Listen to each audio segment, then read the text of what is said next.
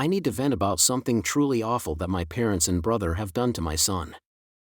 I'm 32 years old, a male, and I've been carrying this weight for far too long. It all ties back to my childhood, where I've always been the oldest of two boys.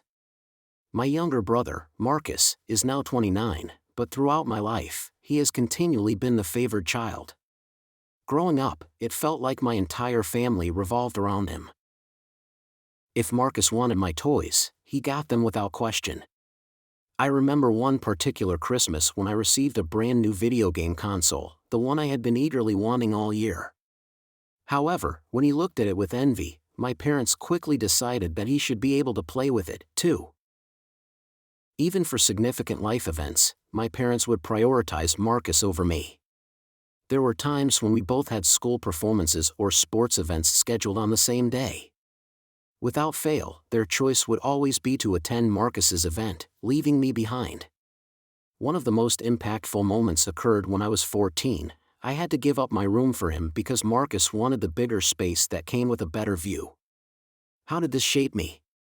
I learned early on to suppress my emotions, keeping my distance from my family while putting on a facade of civility and normalcy for the sake of family peace. Years later, everything changed for me when I met Felicity, my wife, in the last year of college. She's 31, and let me tell you, she's amazing, smart, kind, and hailing from a loving family that treats everyone equally. Her parents welcomed me like a son, something I had never experienced before. It was eye-opening and refreshing to feel that kind of unconditional support. After 3 years of relationship bliss, we got engaged, but once again, my parents didn't react the way I had hoped they would. Instead of congratulating us, they seemed far more excited about Marcus's promotion at work that very month. My wedding, which should have been the happiest day of our lives, turned into a nightmare. When our son, Tommy, arrived 4 years ago, I hoped my parents would change and show him the love they never offered me. They visited once in the hospital, staying for merely 15 minutes before leaving because Marcus called to say he had a cold. It was heartbreaking. That first year of Tommy's life was filled with neglect on their part, as they barely acknowledged his existence. Conversely, when Marcus and Anna had their daughter, Emma, 2 years later, my parents turned into doting grandparents overnight, babysitting every weekend, taking her on trips, and even contributing to a college fund for her future. Despite my parents' behavior, Felicity and I made a concerted effort to maintain a polite relationship for Tommy's sake. We sent them photos, invited them to milestones, and made sure they were updated on his life. However, they usually made excuses not to visit. All we wanted was for Tommy to know his grandparents, even if they were not deeply involved. As Tommy's 4th birthday approached, we decided to have a party at Chuck's Pizza Place, his favorite restaurant. We invited around 20 people, family members, kids from his preschool class, and a few neighborhood friends. To our surprise, my parents RSVP'd yes, seeming genuinely excited to attend. We spent weeks planning games, ordering decorations, and making sure everything would be perfect. The day of the party was filled with excitement. Felicity and I arrived early to set up, and Tommy was over the moon, wearing a new Spider-Man t-shirt and chattering nonstop about his friends joining him. We arranged a special cake featuring his favorite characters and carefully prepared gift bags for all the kids. However, as the minutes turned to hours, not a single person showed up. Not one. After 1 hour of waiting turned into 2, Tommy kept asking us when his friends would arrive. Felicity tried reaching out to some of the parents, but they were all unresponsive. After 3 long hours, our little boy was sobbing, asking if people didn't like him or if he had done something wrong. Watching his excitement dissolve into confusion and heartbreak was utterly devastating. Just then, Felicity's Uncle James, a prominent lawyer, finally arrived, though he was visibly furious. After apologizing for his lateness due to a meeting, he showed us a video he recorded from the parking lot outside. It turned out, he had witnessed an awful scene unfolding. While arriving on time, he overheard my parents and Marcus laughing by their cars. They were bragging about a perfect plan they had executed. Uncle James began recording when he heard them. They had spent the day before calling every party guest, pretending to be me or Felicity and telling them that Tommy was very sick and that the party was canceled. Their reasoning behind this cruel act? They were angry that we missed Emma's dance recital the week prior, something they had never actually mentioned to us. I was livid. They had deliberately hurt an innocent child, their own grandson, for a mindless revenge scheme over a recital we knew nothing about. Felicity was crying as Uncle James started making calls to his law firm partners for advice, while we took our heartbroken son home and I blocked my parents and Marcus on everything: phone, social media, and email. The next day, my parents acted as if nothing had happened. They sent Tommy a generic birthday text through Felicity's phone and casually asked when we were coming to visit next. To make matters worse, Marcus posted photos from Emma's recital on Facebook, tagging us and making passive-aggressive comments about how some family members don't support one another. I was completely done with them. To deliberately hurt my child had crossed an unforgivable line. Felicity's family stepped up and helped us plan a makeup party for Tommy, but I struggled to move past their cruel actions. My parents began telling mutual friends that we were overreacting and that it was all just a harmless prank to teach us a lesson about family commitment. Some relatives suggested that I should reconcile for the sake of family peace, but I simply couldn't understand how I could ever trust them around my son again. The worst part was seeing Tommy still affected by their actions. He became anxious about friends not showing up for playdates and worried about whether his grandparents and uncle hated him. No child should have to endure that level of emotional manipulation, especially from family. In the following weeks, things took a dramatic turn. Uncle James started quietly investigating my parents and Marcus, unearthing disturbing revelations. It was discovered that when my paternal grandparents passed away 5 years ago, they left equal inheritances to Marcus and me.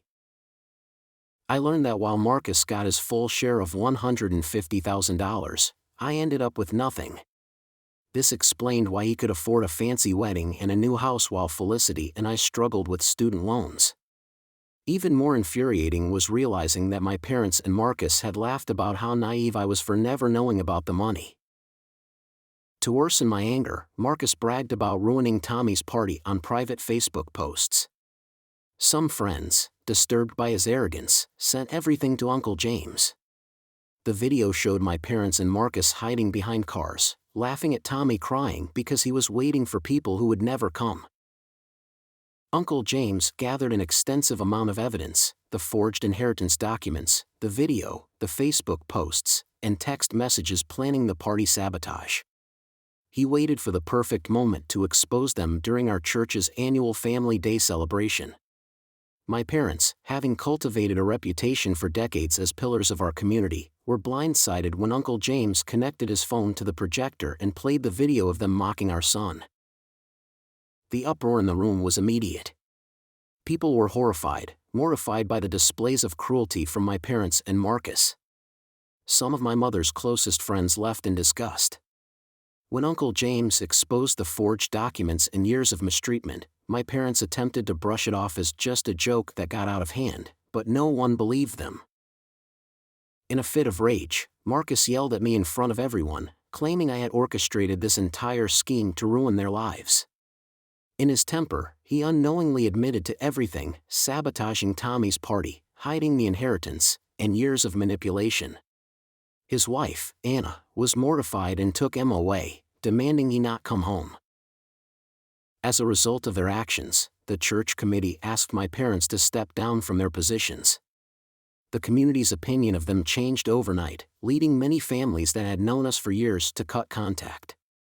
Marcus's in-laws condemned him, expressing their shame and dismay at his behavior. Now desperate, my parents would call and text, pleading for me to fix the disaster they had made. Marcus tried threatening Uncle James with legal action for recording them, but Uncle James laughed, unfazed. He relished the idea of seeing Marcus try to explain his actions in court. Tommy's makeup party was a massive success, filled with love and support. Many families from our church offered to help. They wanted to show Tommy that not everyone was cruel. Life began to turn around for us as we focused on building a loving and supportive community. I was still grappling with the emotional aftermath of how my parents had treated us, but knowing that Tommy would grow up surrounded by kindness and genuine love was a solace in itself. My parents told mutual friends that we were being unreasonable, but they had no idea what we had gone through. As we moved forward, things for Tommy began to improve. Despite the attempts my parents made to reach out, through church members, new phone numbers, and letters pleading for forgiveness, we decided to cut ties entirely. The pain they inflicted was far too deep, no amount of apologies could undo the damage.